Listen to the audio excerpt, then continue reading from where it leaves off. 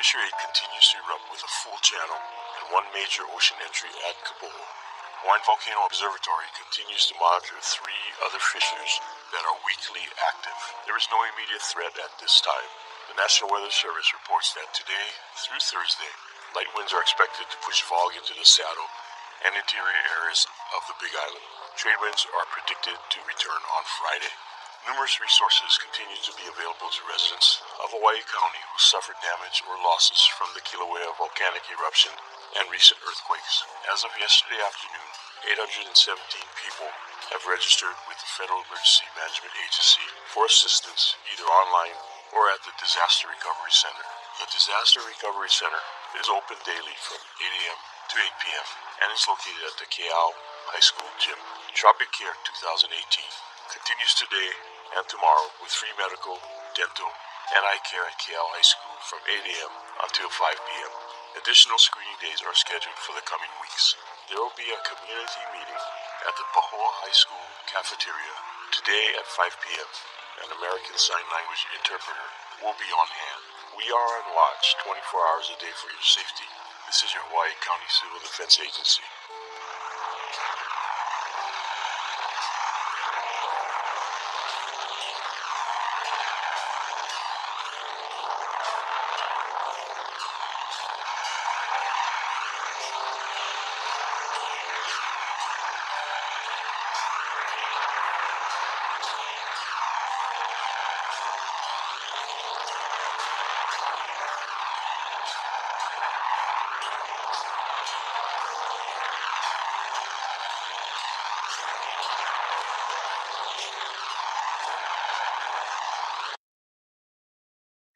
Fortunately, we've gotten much better at predicting eruptions for the simple reason we've gotten much better at instrumenting volcanoes, not just with seismometers, but other instruments like continuous GPS receivers, tilt meters that can tell a change in slope on the volcano with an amount that's maybe 1/1000th of a degree.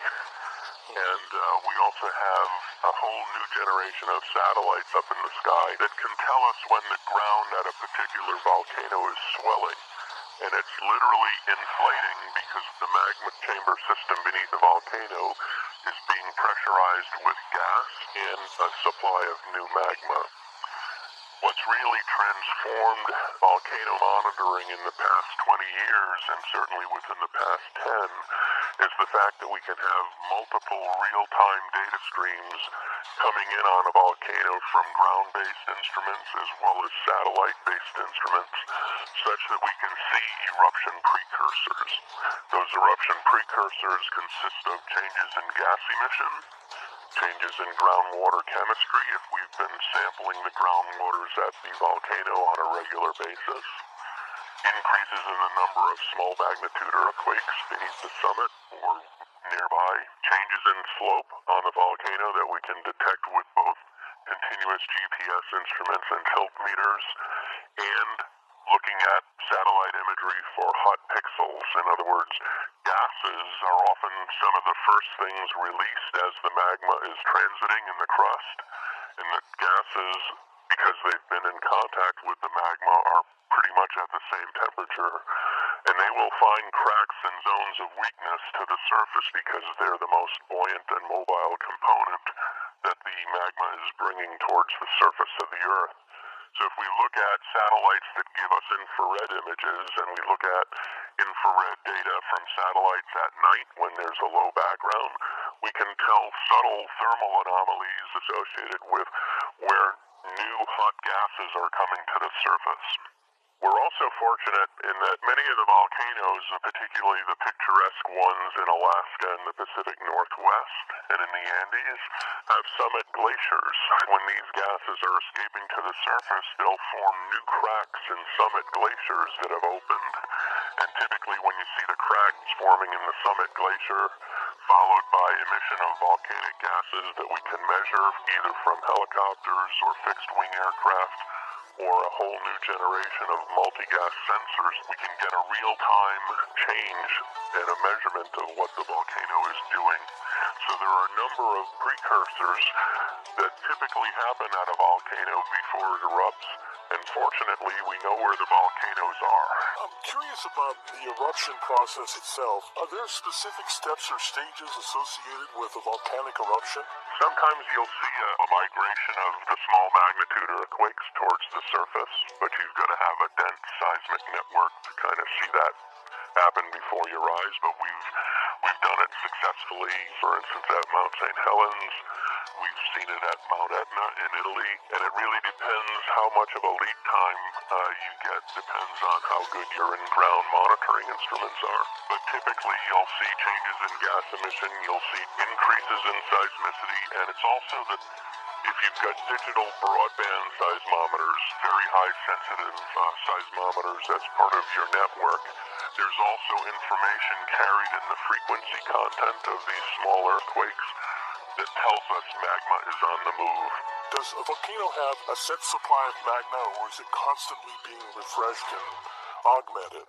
It's probably more episodic than anything. So in looking at the past eruptive histories of volcanoes that we have worldwide, we definitely know it's not a constant supply of magma that's being supplied unless it's a hotspot volcano like Hawaii. Typically what we have is periods of augmented growth in that volcano's history where you might have several eruptions over a course of, say, a few 10,000s of years, and then it goes quiet for another 10,000 years, but then it gets reactivated. Some of our oldest volcanic centers are on the order of, 1 million years old. Others have only been active volcanic centers for a few 100,000 years. If that's the case, then I know that magma is stored in huge chambers beneath the volcano itself. So what happens once all the magma is gone, the volcano is done erupting? What happens to the volcano then, and especially with these now empty chambers underneath? Well, typically when you have chambers that exceed, say 1,000 cubic kilometers, and these kind of classes of volcanoes have been referred to as supervolcanoes, where you're literally, within a matter of weeks to months, emptying a chamber that's 1,000 cubic kilometers. And what happens is the crust above this huge chamber system actually subsides. And so they're actually kind of sinister because when you're looking on the landscape for a volcano, there's none that are obvious. In fact, what you've formed is a caldera. And typically, for instance, the Yellowstone caldera in the Four Corners region of the U.S., it actually forms a caldera that rivals the state of Rhode Island in terms of area. So in other words, if you have a caldera that is a humongous size, that means that there was a volcano there that once blasted an awful lot of magma. Yes. and another good example is Long Valley caldera in California in the eastern portion of the Sierra Nevadas, just east of the Sierra Nevadas. Another example is what is now Crater Lake in Oregon. There you had eruption not too long ago, about 7,700 years ago, of 50 cubic kilometers of magma. Not a super eruption, but still a very large eruption, typically putting ash out to, 50 kilometers up into the stratosphere, and certainly would have had global climate impact because of the amount of sulfur dioxide gas that was put up into the stratosphere during that event. There's an important question I need to ask you, and that is, what is the Volcanic Explosivity Index, or VEI? It's kind of a catch-all way to rank volcanoes and volcanic eruptions in terms of the impacts that they would have and also their relative size. But it's also a matter of what kind of fragments were produced during the eruption. In other words, what is the proportion of ash that it produced versus ballistic fragments that typically settle half a kilometer from the vent. And it's an overall measure of how big an eruption was and how intense it was. Kind of a dual classification, if you will. And I understand it's 0 through 8? 0 through 8, so something like Krakatoa 1883 is a 6, Tambora, is a 6 or maybe a 7. Things like Yellowstone and Long Valley, when they erupted, were 8s. are at the end of the scale. And we've been hearing a lot about Kilauea, a volcano in Hawaii, has been in the news. What exactly has been going on there with this volcano? Okay, so Kilauea has been an eruption, and Kilauea is the youngest volcano that comprises the Big Island of Hawaii. There are actually 5 different shield volcanoes that comprise the Big Island of Hawaii. Kilauea is the youngest, and it forms the southeastern portion of the island. It's been erupting since 1983 for over 35 years now.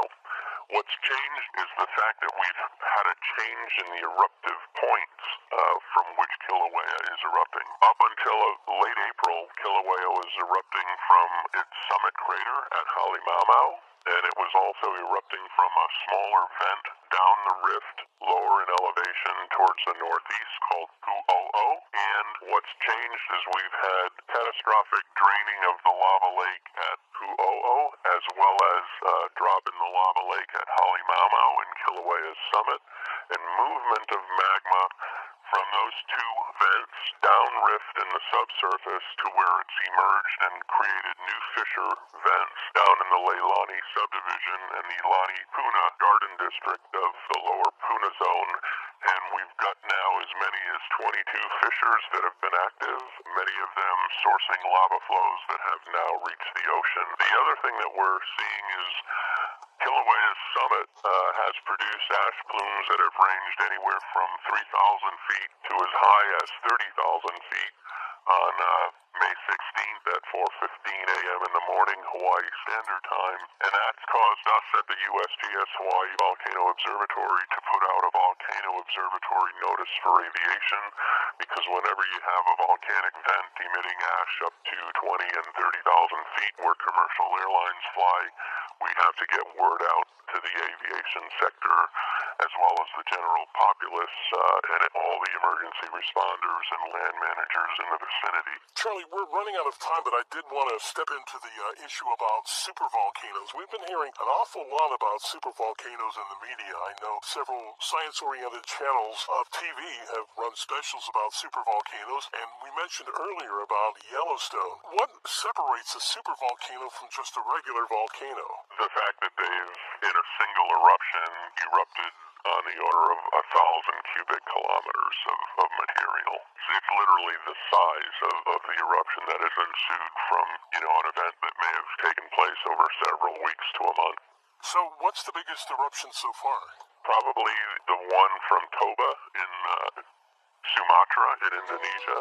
That happened about 74,000 years ago, and it put out on the order of 3,000 cubic kilometers of material. As a matter of fact, there's a constriction in the human genome right around then where probably there were less, humans on the planet in the aftermath. We were talking about Yellowstone being predicted to erupt. How likely is that to happen, and when is it expected to erupt? Well, in other words, the chances of another supervolcano eruption from Yellowstone happening are probably about 1 in a few million, because its last one was 640,000 years ago. However, Yellowstone is still powered by the heat from magma, the residual magma that's still at depth, and we have active hydrothermal vents and geysers. What is more probable at Yellowstone is that we have actually steam-driven explosions, and they've occurred, as recently as the 1930s as well as the 1890s, where you can have around several of hydrothermal pools where you've got hot water coming to the surface. You can actually have an explosion that can throw out bread box and refrigerator-sized fragments, a few hundred meters from the vent. And in a park, that has over 1 million visitors per year, that is a concern for us. Dr. Charles Vanderville, thank you so much for taking time and basically telling us just about everything we wanted to know about volcanoes. Thank you for having me. It's been a pleasure. And I'm afraid that's all the time we have on this Science Edition of Press Conference USA.